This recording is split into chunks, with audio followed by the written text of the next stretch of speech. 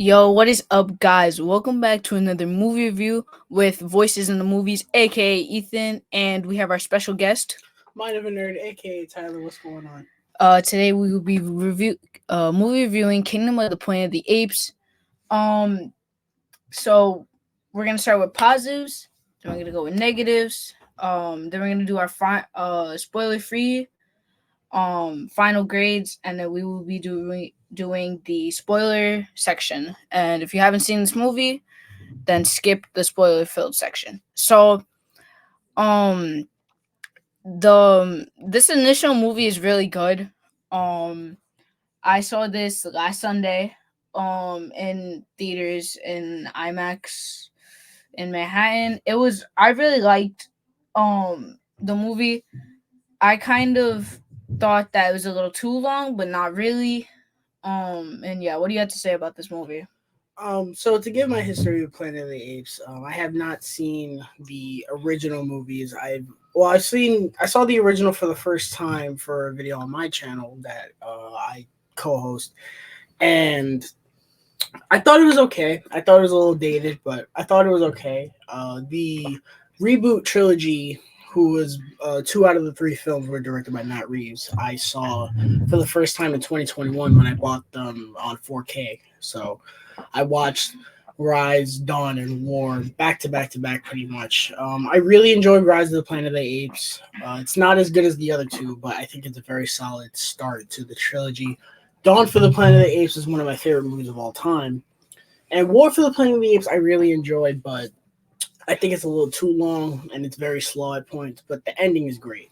So when it was announced that Disney would be rebooting this franchise again after it ended and it would be directed by Wes Ball, who did the Maze Runner trilogy, I was not very excited because while I enjoy the Maze Runner movies, I don't think putting the director of the Maze Runner in charge of Planet of the Apes was on paper the best idea, but I was optimistic because I like the Maze Runner movies more than most people. So I was curious. And then we got the first trailer, and immediately all those worries went away, and I was very excited. And walking out of this movie, the first and the second time, I adored this movie. I love it so much. It's it's not easy to say which is my favorite of these rebooted movies. I think it's very closely tied between this and Dawn for the Planet of the Apes. But I loved this movie. I love the world building. I love our new characters and the story that it told and where it ends. I'm very excited for, and I'm excited to see the new one that we're gonna get eventually. I'm very excited. Like Tyler said, when the first trailer came out, it didn't catch my attention. But when I went to go see a movie, I saw the trailer and I was like, man, I want to go see this. And that's what made me watch all three of the movies. Like, I think I watched them like all in the same week. And then the next week we went to go see it. But like, it really caught my attention. And I really like how they, like Tyler said, how they played the storyline out. But where they left it, I still want to see. I want to know what happens next. Like, I want to know who survives, who's not. Like, it's all just, where are they gonna take it? Are they gonna stick to what the original was, or are they gonna do something whole different? Now we will be getting into the positives of this movie review.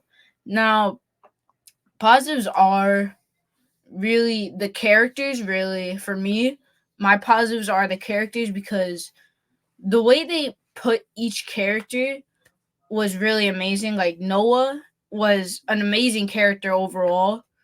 Even like when it was just him, like sitting with Raka. Wait, right? Yeah, that was his name. With Raka. It was He really got into character, which I really love when voice actors, they get really into character. That's what makes the movie really come out more. What are your positives?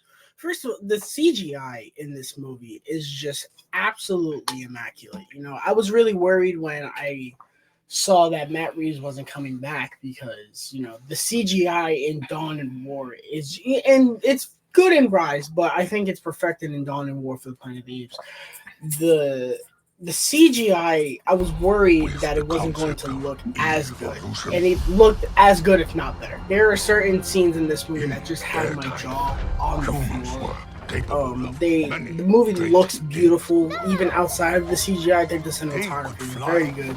The score is not done by Michael Giacchino this time, unfortunately, but the score that we do get is very good. And I think that the story that we got here was very interesting, considering that this movie takes place, I think, about 300 years after War for the Planet of the Apes. So it's interesting to see how this world has changed and how everyone acts. I think it's very interesting the way they did that. And I personally had no issues with the story, really. I know a lot of people did, but I personally was very fine with it. Like with the story, no one you really shouldn't get mad at the story because it's a really easy story to understand. But like when they started it, it was they all throughout the movie they refer back to when Caesar was alive. They kept referring back and back, which I find that good because this is the fourth movie out of all three, which it's like you should be referring back sometimes to the old movies, and like it's good because they can bring stuff that we didn't know from the old movie and that we know now. That's really kind of it for the positives, really, for me. Well, also wait, one more positive for me is how they showed more humans because in really kind of War for the Planet of the Apes, we really saw humans. We only really saw them for War of the Planet of the Apes. We really only saw them at the end, which was I was like weird. Like we should be showing more humans. So that's what I also like. Now down to the negatives. There is kind of really not a lot of negatives for me personally. I don't think there's a lot of negatives. The only real negative for me was how they referred to humans, which I was really puzzled watching it. They kept referring to them as Echoes. echoes. Thank you. They kept referring to them as echoes. I was like, what are echoes? And then like in the middle of the movie I realized what they were. I was like, okay, why would you just rename them? But I was okay with that, which was not really a negative, but it's okay. What do you have to say? Uh, I don't really have a whole lot of negatives either.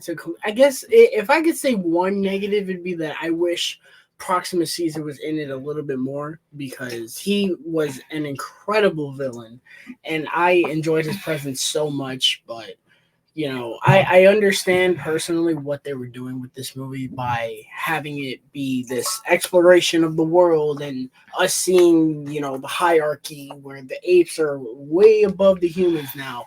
And I was personally okay with that. Maybe 5 to 10 minutes could have been shaved off, but um, yeah, I didn't really have any other um negatives with this movie at all. Um, so my final grading is for me, it's a 5 out of 5 for me because there's not really that many negatives. Yeah, for me it's 5 out of 5. What do you rate it? Yeah, I'm the same thing. 5 out of 5. I absolutely love this movie. I saw it twice. I saw it at the fan screening on the Wednesday that it came out, and then I took him to go see it on that Sunday, and I enjoyed it even more the second time. Mainly because Wednesday I was undergoing a terrible allergy attack, and I felt like crap. But Sunday I felt much better, and I was like, "Nah, this is. I love this movie. I do. I really love it." So so now we're gonna get more into the spoiler filled section. So as Tyler said earlier with Proxima Caesar, it he kind of wasn't wrong also, but I wish I would see more of him a little more. But the message that he was saying wasn't really wrong because he was like, "Oh, it's the apes' time to rule. You guys ruled us, now we get to rule you this time." but then the way he expressed it with like kidnapping apes was a little weird, and he shouldn't have expressed it like that. Like the message he was showing was right, but the way he expressed it was just wrong. But then also, I still have some questions like, is Raka still alive? What happened to all those books? I think he is alive. I yeah. There's no way that they killed him off the way they did. It's either they meant for that to be the way he died. Truthfully, he's gonna come back in the next movie. Exactly. The only way what I think happened is that they meant for that to be his death, and I think Disney's gonna look at the popularity that that character had and said, "No, we're just gonna retcon it and make it that he survived," which I think is the smart idea. But I was full heartedly expecting him to come back. When he didn't come back, I was like, "Oh, okay, I guess that's it." you know, the one thing that I really liked about this movie, a lot of people say that the movie was very slow, and it is slow, but personally, I don't mind that because, again, while this is technically the fourth movie in this new reboot, you know, franchise for Planet of the Apes, it's also technically the first movie all over again because we're discovering all of this for the first time. We don't know how humans act in this world anymore. We don't know the hierarchy of the apes. All of this is for the first time what we're seeing. So the fact that the movie chose to take its time and do that, I didn't mind that. I was actually very happy with that decision. Could it have been a little bit quicker? Sure, but I was mesmerized watching the whole movie. Starting the movie by having Noah's dad die, I thought that was pretty ballsy, and I think that that was a risk that they took, and I think it paid off, and it gave Noah that emotional weight for him to carry throughout the movie. I thought that was pretty cool. But also, like the way that they showed how, like Tyler said again, how apes are higher now than humans, and how May was like, "Oh, humans should always be higher than apes," but then Noah was like, "Why can't we just all live in harmony?" And then May was ready to shoot him because she had a gun behind her, and I would have wanted to see what would happen if she accidentally pulled out the gun on Noah. I would have wanted to see what would happen. Like that would have escalated into a fight. But then when they got into the bunker, they showed when she got that little drive. I did not know what that was. Yeah, the whole thing with the bunker was so bizarre because this wasn't in any of the marketing. So when Proximus was like, "No, we got to get inside the vault," and May was like, "Yeah, what's in there is like a book that could teach people how to read again." I was like, "What on earth are you talking about? Like, what is in there?" And when they revealed that it was just, "Oh, it's everything that the government left in there when the world went to crap," I was like, "Oh, that's kind of neat, and it's kind of interesting that May destroys all of that because now the humans really have nothing that we know of because she made it a point that all of the government stuff was in that vault. And now that it's gone, it's like, well, do the humans have weapons to fight against the apes? Because that's coming. It's like, well, I hope that they do. you know, Yeah, like he said, they turned on the satellite and they were like, they found other people, like, but do they even have things to like fight? Because from what Noah's teasing, it looks like it's gonna escalate in a war to the point where it's gonna get like it's gonna turn out like War of the Planet of the Apes, where at the end it was just an all out fight. Which, well, actually, no, it would. But either way, I still think even if there's a war, the apes are still gonna win because they have way other things.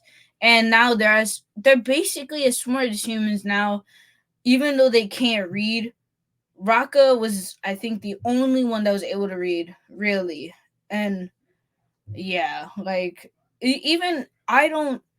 So now there's a little possibility that I was thinking about this yesterday before this movie review. I was like, is there a way that Proximus could have lived? But I don't even think he's alive, which would be 1 in a million if he's alive because he fell off a giant cliff. Even though he didn't even hit rocks, he fell into the water. I don't think he's alive personally, but also there is a little possibility that he could be alive, but most likely he's not. And if he comes in the next movie, I'm gonna be like, why did they do this? But if Raka comes in the next movie, I'm gonna be like, yes, they should have done this. And yeah, that's kind of it for this movie review. Yeah. Make sure to go check out the other movie reviews, and that's it for me, Ethan, voices in the movies, and Tyler, aka Mind of Our Nerd. peace. Have a blessed day.